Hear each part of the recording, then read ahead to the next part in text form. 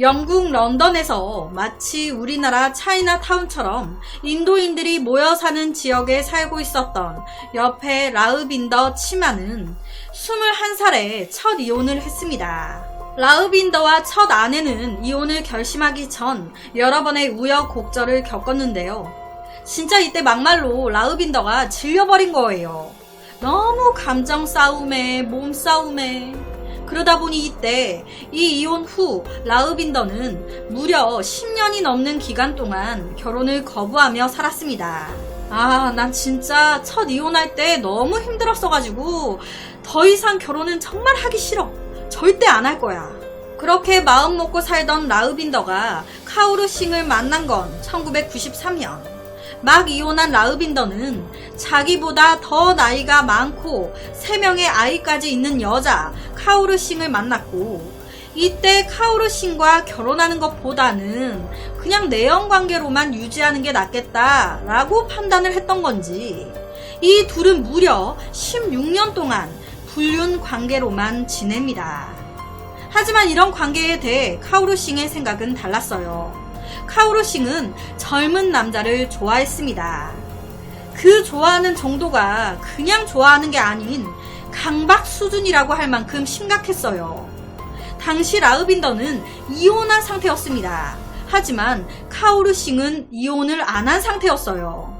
남편이 암투병 중이었고 카오루 싱이 곁에서 수발을 들면서 간병하고 있었어요. 이런 상황이었다 보니 본인 자체도 많이 힘들었을 거고 삶에 지쳐 있었겠죠. 그런 상황에서 카오루 싱에게 삶의 자극제, 신선한 재미를 느끼게 해준 건 라흐빈더 같은 젊은 남자와의 불륜. 짜릿해. 삶의 활력소야. 그러다 보니 라흐빈더에게 엄청 집착을 하는 거예요. 무려 16년을.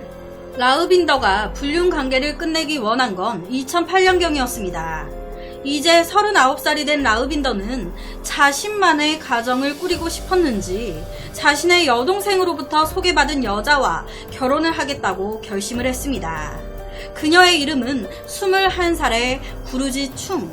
카오루 싱보다 나이도 훨씬 어리고 이쁘고 아이도 없고 남편도 없는, 당연히 이 여성에게 더 끌렸겠죠.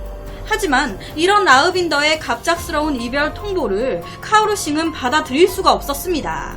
누구 마음대로 헤어져? 너 딴 년 생겼지? 너 내가 네 집 갔을 때 네가 딴 년이랑 누워있다?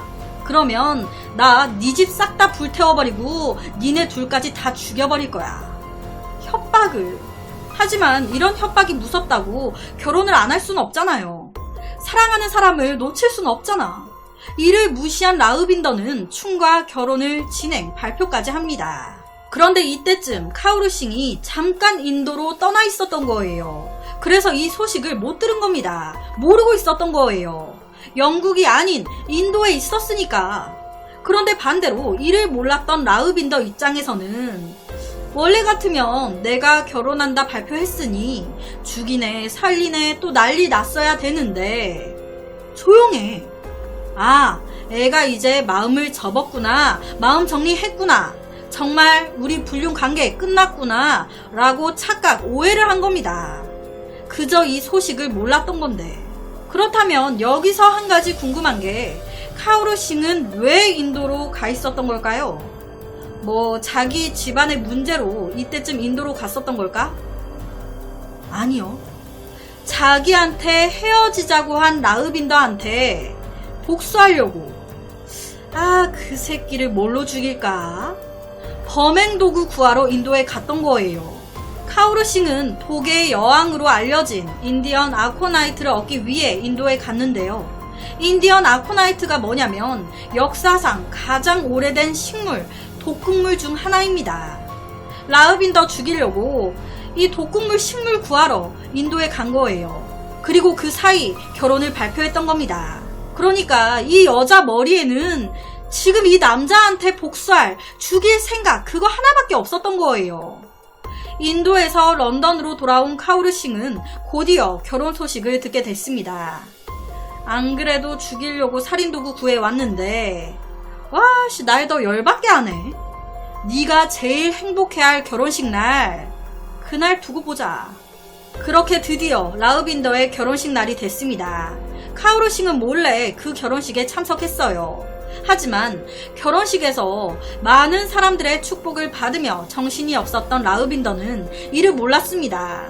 그렇게 몰래 숨어 결혼식에 들어온 카오루싱은 라우빈더와 아내 충이 먹던 카레에 몰래 독을 조금 흘러 넣습니다. 그리고 아무것도 몰랐던 결혼식의 두 주인공 라우빈더와 충은 그 카레를 먹기 시작했는데, 이때 아내 충은 배가 별로 안 고파서 거의 안 먹었어요. 하지만 라우빈더는 배가 고팠는지 여러 번 그 카레를 먹었습니다. 여러분, 독이 서서히 퍼지잖아요. 먹을 때까지는 멀쩡했어요. 그런데 시간이 점점 지나면서 라우빈더의 몸이 독에 반응하기 시작했습니다.